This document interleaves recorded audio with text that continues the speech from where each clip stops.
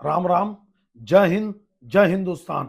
आप सभी का मेरे YouTube चैनल मुरारी मिश्रा सच से साक्षात्कार में हार्दिक अभिनंदन एवं स्वागत है। लगातार हिंदुस्तान के स्टेट वाइज मेरा आकलन विश्लेषण आ रहा है, आप उसको जरूर देखिए। उड़ीसा का बन चुका है, तेलंगाना का बन चुका है, तमिलनाडु का बन चुका है, केरल का बन चुका है, आंध्र प्रदेश का बन चुका है, गुजरात का बन चुका है, आपका राजस्थान का आकलन विश्लेषण बन चुका है, आपका हिमाचल प्रदेश का बन चुका है, आपका नॉर्थ ईस्ट में आसाम को मिलाकर बन चुका है, आपका झारखंड का बन चुका है। हाँ, सबसे निवेदन है कि कृपया आप जरूर मेरे आकलन विश्लेषण को सुनने का प्रयास करिए, सुनने की कोशिश करिए और समय निकालकर सच से साक्षात्कार चैनल को सुनिए। और अगर अच्छा लगता हो तो लाइक और सब्सक्राइब जरूर करिए। आज हम छत्तीसगढ़ की दुर्ग लोकसभा का आकलन और विश्लेषण करने का प्रयास करते हैं। देखिए, छत्तीसगढ़ की 11 लोकसभा में 2019 में भारी मतों से, सबसे ज्यादा अधिक वोटों से भारतीय जनता पार्टी विजय बघेल जी चुनाव जीते थे। 3,90,000 वोटों से प्रतिमा चंद्राकर जी को हराए थे। जबकि 2018 के विधानसभा चुनाव में सिर्फ एक सीट भारतीय जनता पार्टी के पास थी, सिर्फ एक, वैशाली नगर। ध्यान रखना आप, उसके बाद भी 4 लाख वोटों से भारतीय जनता पार्टी के विजय बघेल जी चुनाव लड़ते हैं। उसका सबसे बड़ा कारण है मोदी लहर, भाजपा और प्रतिमा चंद्राकर का बहुत कमजोर कैंडिडेट बनना, कमजोर प्रत्याशी होना। आज क्या स्थिति है देखिए, 2023 के विधानसभा में बिल्कुल आप मान के चलिए, पाटन जो इसी लोकसभा की एक सीट है, वहां से कांग्रेस जीती, भूपेश बघेल जी, और भिलाई में 1700-1800 वोट से देवेंद्र यादव जी जीते। बाकी 7, ये भी 9 विधानसभा की लोकसभा सीट है, बाकी 7 में भारतीय जनता पार्टी के विधायक हैं। भारतीय जनता पार्टी अपने विजय बघेल जी के ऊपर फिर से भरोसा कर चुकी है, फिर से उनको प्रत्याशी बनाई। अच्छे नेता हैं, शानदार नेता हैं, कार्यकर्ताओं के चाहते हैं, जुझारू हैं, सब कुछ ठीक है। लेकिन आपको मैं बता रहा हूं, कांग्रेस ने यहाँ पे मास्टर स्ट्रोक चला है। जब अपने युवा नेता, स्वाभिमान मंच से जबरदस्त राजनीति करने वाले, देखिए आप, ताराचंद साहू यहाँ के 4 बार सांसद रह चुके हैं, ध्यान देना आप।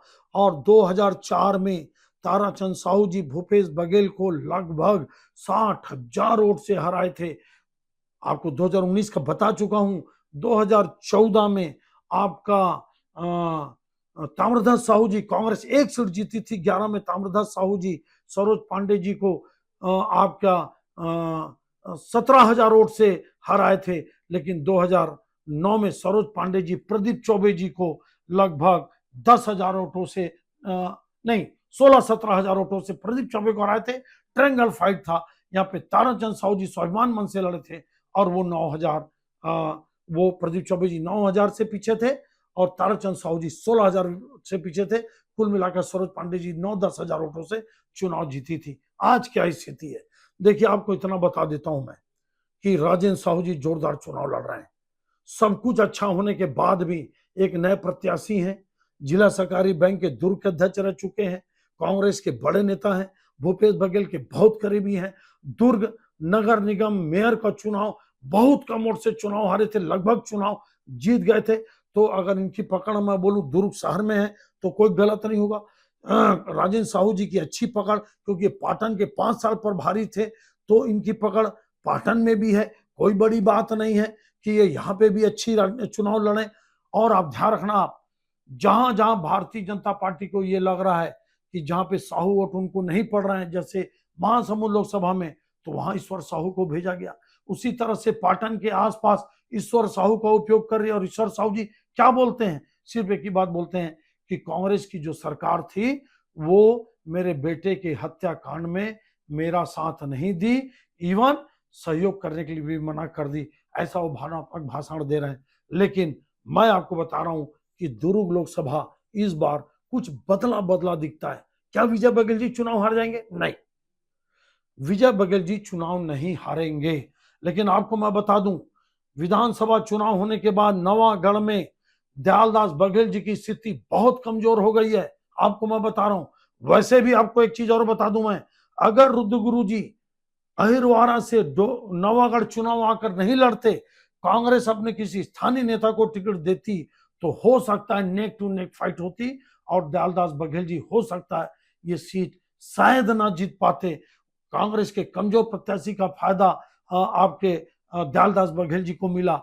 आपका बेमेतरा में आशीष छाबड़ा ने बहुत अच्छा राजनीति करी, बहुत कम वोट से वो चुनाव हारे। साजा में जो लहर चला ईश्वर साहू के पक्ष में, तो उसके बाद भी 5-6 हजार वोट से रविंद्र चौबे जी हारे। तो मेरा इस आकलन विशेषण के आधार पर मैं बोलना चाहता हूं आपको कि नवागढ़, बेमेतरा और साजा, इस बात को आप ध्यान रखना। इवन पाटन में भी इवन दुर्ग शहर में भी आपकी विजय बघेल की लीड बहुत कम होगी। नवागढ़, बेमेतरा और साजा अगर उलट फेर हो जाए तो आप आश्चर्यचकित मत करना, मैं आपको ईमानदारी से बता रहा हूं। मेरे को ये लगता है कि 4 लाख करीब वोट से विजय बघेल जी जीते थे, वो अगर 1.5-2 लाख से भी जीत गए तो बहुत बड़ी बात होगी, क्योंकि एंटी इनकम्बेंसी का सामना उनको कई विधानसभा में करना पड़ रहा है। लेकिन चूंकि मोदी का नाम है, भाजपा मजबूत है, चाहे दुर्ग शहर हो, चाहे वैशाली हो, चाहे भिलाई हो, चाहे अहिरवारा हो, ये 3, 4, 5 सीटों पे तो भाजपा बहुत मजबूत है। इवन दुर्ग ग्रामीण में भी। लेकिन मेरे को लगता है कि दुर्ग ग्रामीण में जिस बुरी हार ताम्रध्वज साहू जी हारे, वैसा हार राजेंद्र साहू का ना होगा। और राजेंद्र साहू जी प्रचार प्रसार भी बहुत अच्छा कर रहे हैं, जनसंपर्क भी बहुत अच्छा कर रहे हैं। कुल मिलाकर विजय बघेल जी को मैं जीत तो 100% दे रहा हूं, लेकिन दमदारी से राजेंद्र साहू जी चुनाव लड़ रहे हैं। आप मान के चलिए, चूंकि दुर्ग बहुत बड़ा लोकसभा चुनाव है और जो मिनी भारत कहलाता है आपका दुर्ग भिलाई शहर, यहां पर भारतीय जनता पार्टी बहुत मजबूत है। ये आकलनीय विश्लेषण कैसा लगा?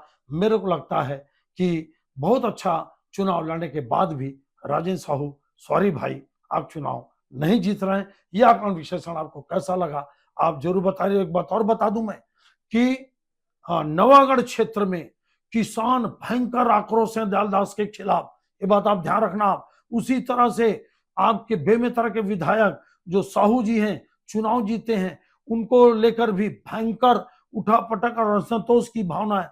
बाकी आप देखते जाइए, 3-4 सीटों के बारे में बोला, लेकिन आपको बता रहा हूं मैं, विजय बघेल जी जीतेंगे। ये चुनाव भारतीय जनता पार्टी के झोले में जारी है। यह आकलन विश्लेषण आपको कैसा लगा आप जरूर कमेंट्स करके बताइए, और कृपया मेरे चैनल को लाइक, सब्सक्राइब और शेयर करते रहिए। आप सबका बहुत बहुत धन्यवाद। जय हिंद, जय छत्तीसगढ़।